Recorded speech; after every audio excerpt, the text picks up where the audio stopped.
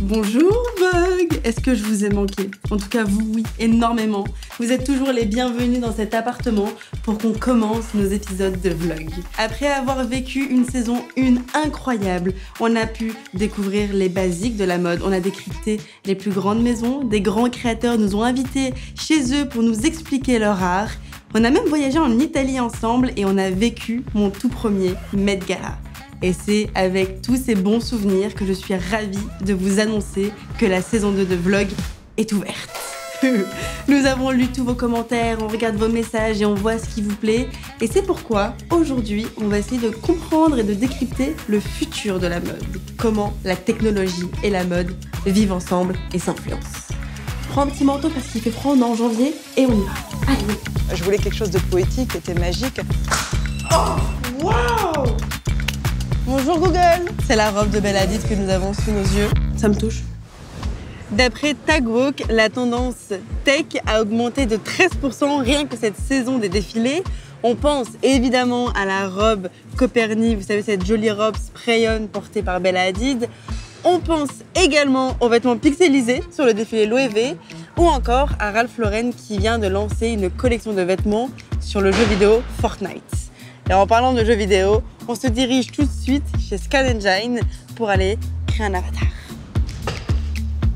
Bonjour! Bonjour! Waouh!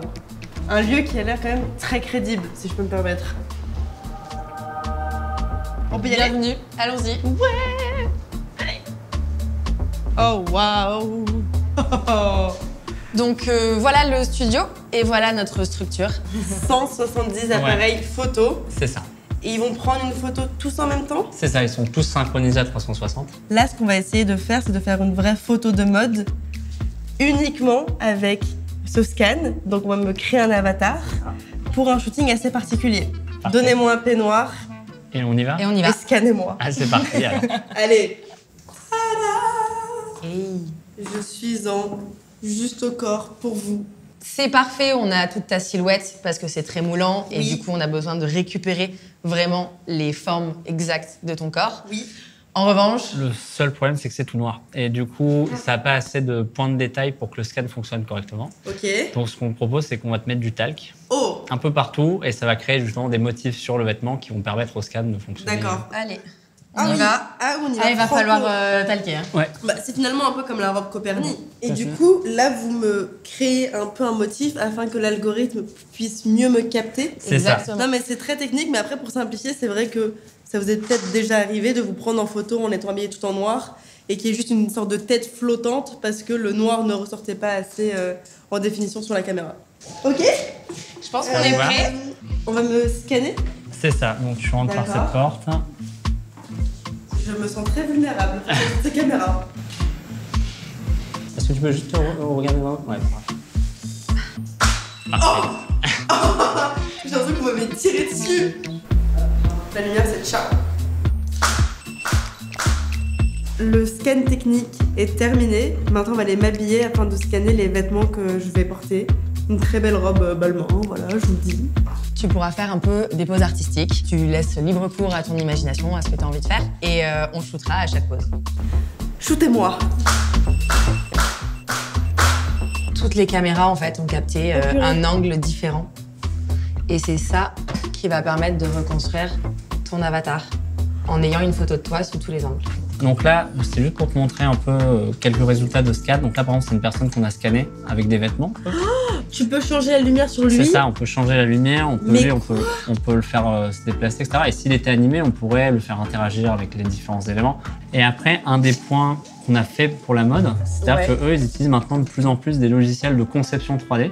Alors c'est un peu nouveau, mais en gros, on a scanné leur mannequin donc sans vêtements. Oh.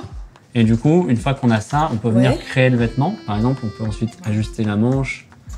Hop. Ah, waouh. C'est-à-dire que bon, pour faire un ourlet, je vais venir le repousser. J'ai une petite main, là, on voit en 3D. On peut voir ici. Là, ici, ça matérialise. Ça matérialise les coutures, les petits traits que tu peux voir. On a un petit outil ici, machine à coudre. On va venir coudre cette manche-là sur cette manche-là. Je peux pas y croire. Cette partie-là. Vous avez- Et là, attention, quand je vais activer, hop, Vous avez un petit outil machine à coudre. c'est ça. Non, mais vraiment, regardez, hop, machine à coudre ici. Ça me touche. C'est une fausse mannequin? Non. Non, c'est une vraie mannequin qu'on a scannée et qui a été légèrement transformée. Elle a des yeux un peu plus écartés que ce qu'elle avait. Ils ont un peu changé. Elle a les yeux violets. Ouais, elle a les yeux violets. Ils ont un peu changé sa silhouette aussi. On a eu des scans aussi pour quelque chose de différent, donc pour Versace. Ok, Versace. Et ils avaient fait des scans pour reproduire des statues, des bustes de statues qu'ils ont disposés dans l'espace du lieu du défilé. Voilà. Là, en fait, ce qu'ils ont ramené, c'est quand même quelque chose de méga digital dans la vraie vie. C'est ça. Oui, exactement. Ce que je trouve génial, c'est qu'il y a un mélange des deux mondes. Quand on va regarder un défilé, c'est vrai qu'il y a des sentiments et des choses qui sont difficilement transmissibles quand on est uniquement en digital. Mais là, le fait de ramener quelque chose que vous avez construit ici, dans le studio, mais le ramener dans la vraie vie pour que les gens puissent le toucher, le voir, je trouve que c'est vraiment le mélange parfait. Vraiment mettre un savoir-faire nouveau dans quelque chose de beaucoup plus traditionnel. Je me languis de voir mon avatar. Merci beaucoup. Merci à toi. C'était très très très enrichissant. La journée continue. J'ai extrêmement hâte de voir le résultat de cet avatar et la mise en scène qui va aller avec. Mais pour l'instant, on retourne IRL dans la vraie vie puisqu'on va rencontrer une créatrice qui s'appelle Clara Daguin et qui, elle, mélange high-tech et haute couture. Mais c'est des vêtements qui existent en vrai. Enfin, on va les toucher des tissus. Donc, allons-y. Let's go! Bonjour! Hello. Tu es franco-américaine. Est-ce qu'on se fait la bise ou un hug alors? Plutôt un hug. Un hug. C'est vrai qu'on te connaît pour tes robes lumineuses. Et je parle pas de cristaux Swarovski ou de diamants. On parle de vraie lumière. Est-ce qu'on peut voir un peu ce que tu fais? Yes, alors, allumons les robes. Allumons les robes. C'est fou de dire ça. Allumons les robes. Attends, on allume les robes avec des petites batteries.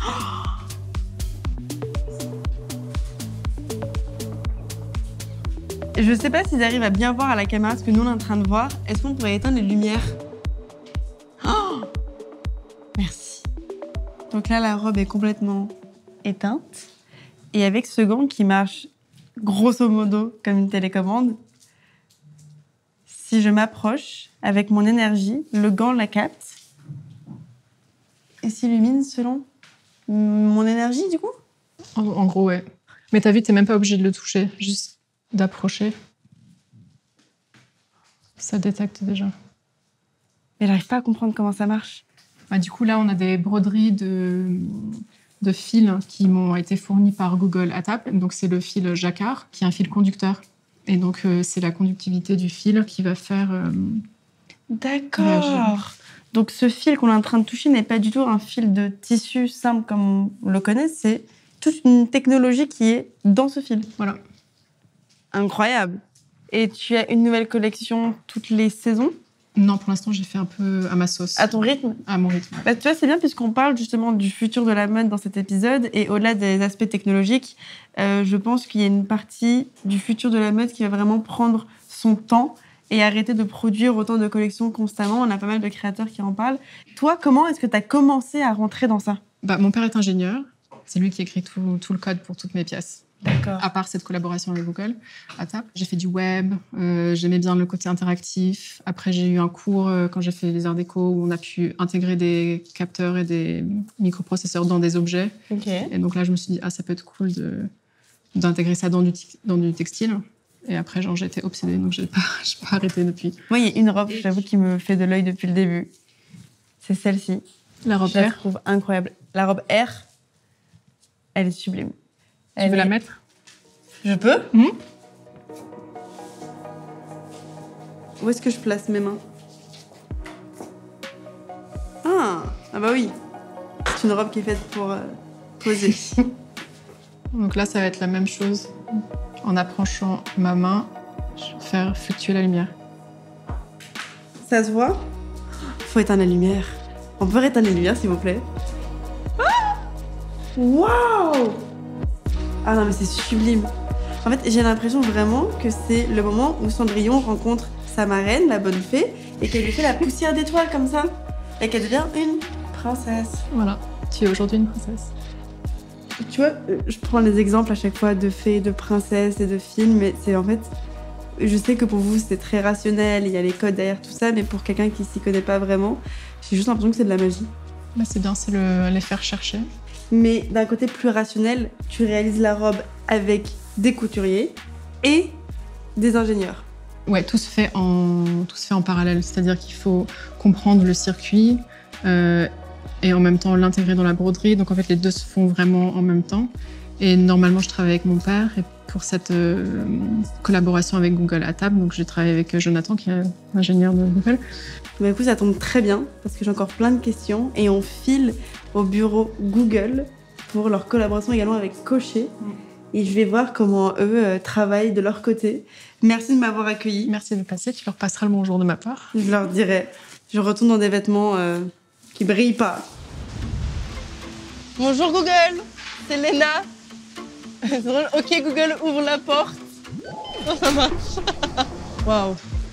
Je savais que les bureaux de Google, ça allait être quelque chose. Mais alors ça, un petit château quoi.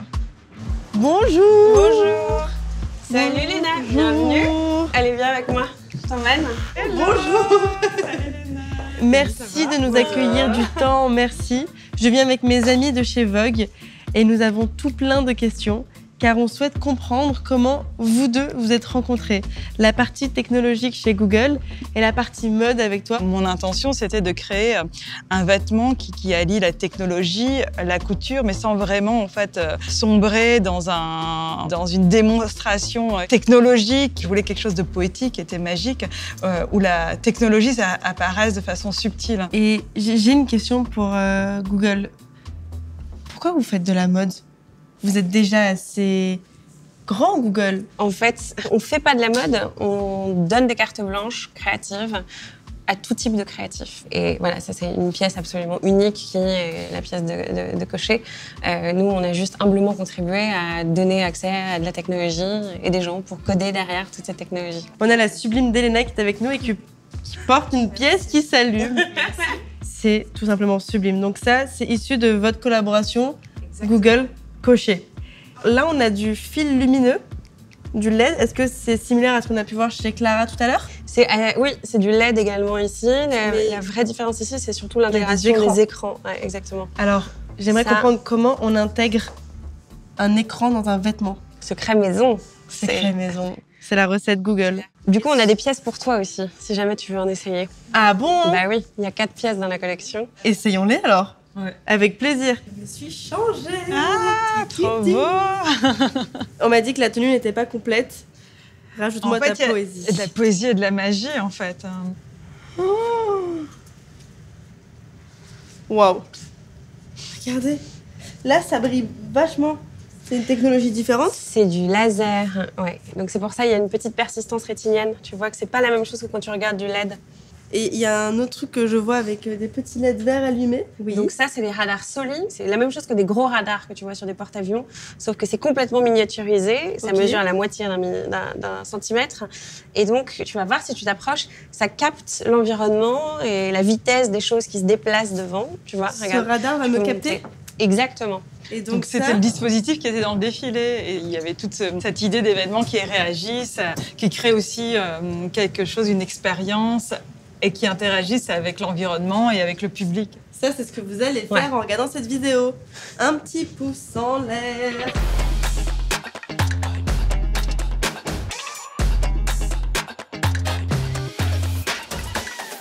Pour toi, c'est quoi le futur de la mode ? Le futur de la mode, c'est des vêtements qui soient beaux, mais qui puissent aussi partager des émotions. Et je pense qu'il y a encore beaucoup de choses et d'opportunités grâce à la technologie qui vont pouvoir nous faire continuer à imaginer ensemble des choses. C'est beau. Venez chez moi et allumez tous mes vêtements, s'il vous plaît.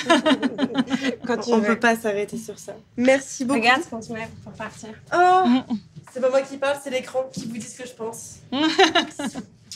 À bientôt, salut Léna. Vous allez peut-être reconnaître cet endroit pour les vrais fans de la série Vlog. Nous avions filmé notre premier épisode de la saison 1 ici dans ces bureaux. Et pour nous, ça ne faisait que sens de revenir au même endroit pour le premier épisode de la saison 2. Et c'est surtout puisqu'on va aller rencontrer les deux génies derrière Copernic. Je vous ai pas menti. Bonjour. Bonjour. Je suis trop contente, vous allez bien? Ça va. Salut. Super de te voir. Oh oui. Oh là là. Aujourd'hui, nous, ce qu'on va essayer de comprendre avec cet épisode, c'est quel est le rapport entre la mode et la technologie. Est-ce que vous êtes toujours autant inspiré par la technologie? Grave. Bah, complètement. Surtout que c'est vraiment notre quotidien. On est vraiment entouré de technologie tout le temps. tu vois. Ouais. Moi, ce que j'aime, c'est raconter le monde dans lequel on vit. Et vous, en tant que jeune marque, je trouve que c'est plus trop une jeune marque, mais vous vous dites encore jeune créateur, jeune marque. Ouais. Est-ce que vous, le futur de la mode va plus se cacher dans un monde virtuel ou alors récupérer tous ces messages qu'une nouvelle génération essaye de porter depuis quelques années? Pour nous, le futur de la mode, c'est vraiment l'innovation, c'est notre passion majeure, l'écologie, voilà, consommer moins, consommer mieux. On a 3 manières, disons, d'aborder la technologie, qui est soit de la technologie pure et dure, donc on a fait des vêtements Innovants, avec des techniques. avec des matériaux un peu futuristes. Va falloir qu'on parle de ça. Ouais. Après, tous nos sacs sont inspirés de la Wi-Fi, enfin de Toute l'iconographie. toute tu vois. l'iconographie, ou alors dans notre communication, on adore jouer avec la tech. Par exemple, on a un peu détourné Instagram, on a créé genre 200 comptes Instagram, et tu te perdais dans un vortex, tu devais cliquer d'un compte à un compte. On fait des vidéos inspirées de Matrix, ou tu vois, des films qu'on adore. Et l'innovation des tissus dont tu parlais, qu'est-ce que c'est réellement? Bah, ça, c'est vraiment une passion qu'on a et surtout, je pense que c'est un devoir en tant que créateur d'aller challenger des fabricants, d'essayer de modifier des tissus, de créer des nouveaux tissus qui aient des qualités, tu vois, qui fassent du bien au corps ou enfin des trucs innovants. Ah bon? En fait, le tissu à la base, c'est un jersey qui avait déjà des particularités, qui est canon, qui est technique. Moisturizing for the skin, c'est genre Hydratant. Voilà. Et en plus, on est allé le tremper dans un bain d'argent en Suisse. Et tu sais, l'argent, ça bloque les virus, les bactéries. Les La bactéries. molécule d'argent bloque en fait ça. Ouais. Et du coup, il devenait carrément anti-Covid, quoi. le truc. Antibactérien et t'avais jusqu'à ce genre 50 de lavages. On dirait un néoprène très fin, en fait. C'est Ouais, ça. c'est un jersey un ouais. peu technique. Ouais. Il y a des leggings, des bodys. De Ouais. pièces. Il est très confortable. Et Les des gens le poches. portent beaucoup. Ouais. Ça, déjà, je peux vous donner un truc. Pour moi, le futur de la mode, c'est quand on mettra des poches assez grandes dans les jeans des femmes, dans les vêtements des femmes. Faut se la petite petite. Parce qu'on n'a jamais de poches. Ouais, On a c'est- des fausses c'est fou. poches. C'est ça qu'on vous demande. Ici, c'est technique et c'est vraiment innovant. Ouais. Et là-bas, on s'inspire plus de l'iconographie, ou en tout cas de l'esthétique, tu vois, tech, innovant, digital, qui crée comme un petit hologramme, tu vois, de fleurs qui sont en train d'éclore. C'est un peu comme les cartes quand tu étais jeune. Oui, tu je sais, vois ce que tu veux dire. Ça reste aussi fun. c'est sûr que dans des dizaines, vingtaines d'années, on pourra avoir des tissus où tu pourras Des écrans. tu vois, des Ouais. écrans et tout, les écrans seront souples, donc c'est sûr que tu pourras acheter sur ton application, je sais pas quoi, un imprimé fleurs, Ouais. un imprimé nuage, je sais pas quoi. Est-ce qu'on se mettrait pas autour du bureau Allez. pour parler de comme Des choses un sérieuses. petit moment qui s'est passé dans la mode cette année?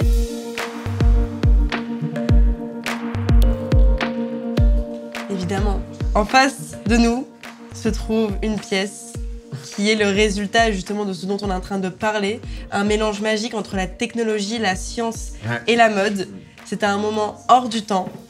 Vous avez sprayé Bella Hadid pendant cette Fashion Week. Mais j'aimerais savoir ce qui s'est passé dans votre tête à tous les deux pour faire ça en fait. En fait, j'ai découvert ce docteur qui a créé cette formulation, qui a déposé ça il y a très longtemps. On l'a fait en mode bon bah viens, on fait un petit truc pour rigoler, tu vois, je pense que ça va plaire. On s'est dit oui, ça va plaire parce que t'as Bella Hadid, tu crées un événement, tu vois, c'est une expérience. Mais on pensait pas que ça aurait autant d'ampleur. Au début, dans la salle, on pensait tous que c'était de la peinture et puis on a vu petit à petit comme un tissu se créer et une vraie robe se façonner. Qu'est-ce que c'était? Voilà, donc c'est un produit que le docteur Manel Torres est le seul au monde à pouvoir faire. Et en gros, lorsqu'il le spray, au contact de l'air et de la peau, ça se rigidifie. Plus tu en mets, plus ça devient compact. Bah regarde, ça a un aspect... tadam! Ça a un aspect un peu comme du plâtre, mais... C'est la robe de Bella Hadid Mais, que nous avons sous nos yeux. Mais c'est doux comme du tissu. Ouais. C'est sublime. Elle m'a impressionné. Elle était dingue. Et ses mouvements et sa grâce et tout, c'était fou. Je trouve ça fascinant. C'est quand même le résultat de beaucoup de veille, je pense. J'aimerais comprendre comment toi, tu tombes dessus, comment tu trouves tout ça. Bah, je pense que c'est la curiosité, c'est le plus important dans la vie, d'être curieux de tout. Et je trouve que c'est un vrai devoir qu'on a de faire ça. Sinon, on fait pas évoluer les choses. C'est beau. J'ai hâte de l'avoir dans un musée, celle-là. Merci les garçons. Merci à toi. Merci. Quelle journée nous venons de passer. Je suis de retour dans mon petit chez-moi. J'adore cette tradition où on se fait les conclusions d'épisodes à la maison car on a eu beaucoup d'informations aujourd'hui et il faut qu'on les processe pour comprendre un peu quelle est réellement la relation entre la technologie et la mode. Mais avant tout, vous vous rappelez au début de l'épisode, chez Scan Engine, je vous ai attendu pour qu'on puisse voir ensemble le résultat de notre édito digital. Je n'ai encore rien vu. Oh, wow! Mais mon avatar est beaucoup plus stylé que moi dans la vraie vie. Putain, c'est fou! Ils ont dû s'embêter. Alors, j'aurais pu m'épiler les sourcils quand même. La robe, elle rend bien aussi, hein. Premier shooting digital de Vogue, du coup, alors. On en aura fait des choses dans ces épisodes, les gars. J'aurais jamais imaginé un jour qu'on se retrouve à faire un épisode de vlog qui termine sur une sorte d'édito digital. C'est fou de voir comment la technologie avance et de voir plusieurs moyens de créativité s'exprimer de manière plus poussée. Je pense que pour les créateurs, les designers, c'est un très grand tremplin. On l'a vu sur les vêtements qui peuvent vraiment interagir avec leur environnement chez Cocher, avec Google. On voit aussi par exemple Clara Daguin qui, elle, littéralement, ce sont les vêtements qui vont vivre avec de la technologie. Ou alors, on peut aussi voir une sorte d'innovation de matière, comme on l'a vu chez Coperni, avec ces tissus qui étaient complètement fous. Et en voyant ce moi-là qui me regarde, c'est très gênant d'ailleurs, j'ai l'impression que c'est que le début et qu'on va pouvoir aller encore plus loin dans l'imagination avec, par exemple, un jour, une application qui pourra changer la couleur de ton t-shirt ou des matières innovantes qui vont pouvoir s'adapter aux températures extérieures. Ou alors, on va se dire, on rêve encore plus loin, des sacs à main qui te suivent, comme ça, qui flottent dans les airs, t'as même pas besoin de le porter, et il te suit avec des sortes d'aimants magnétiques. Et je vais un peu trop loin? Dites-moi si je vais un peu trop loin. Mais d'un côté, c'est ça qui est assez magique avec cet épisode, c'est qu'on voit qu'il n'y a pas réellement de barrière, mis à part la créativité de nos designers. Et il y a quand même un point très important que j'aimerais qu'on souligne et qu'on mette en lumière, c'est qu'en parlant avec tout le monde, et puis en creusant à travers cet épisode, on se rend compte que le réel futur de la mode se cache pas forcément dans ces nouvelles technologies, mais plus dans une nouvelle façon de penser la mode et de la consommer. Tous ont abordé ce sujet d'une mode plus raisonnable, d'un mode de consommation plus réfléchi, et c'est peut-être sur ça que se joue le futur de la mode. C'était le premier épisode de la saison 2 de Vlog. Si vous saviez à quel point c'est un bonheur pour nous tous de pouvoir aller rencontrer des gens, de pouvoir aller visiter des lieux magnifiques et de pouvoir surtout le partager avec vous. J'espère que vous serez présents pour cette saison 2. En attendant, on prépare le prochain épisode. Merci à tous d'avoir regardé cette vidéo, j'espère qu'elle vous a plu. N'hésitez pas à vous abonner à la chaîne de Vogue pour voir les prochains épisodes et à faire en sorte que j'ai ma couverture de Vogue. On lâche rien pour la saison 2. Bisous. Salut Vogue. What? J'avais un lit superposé quand j'étais petite. Ça se voit, non?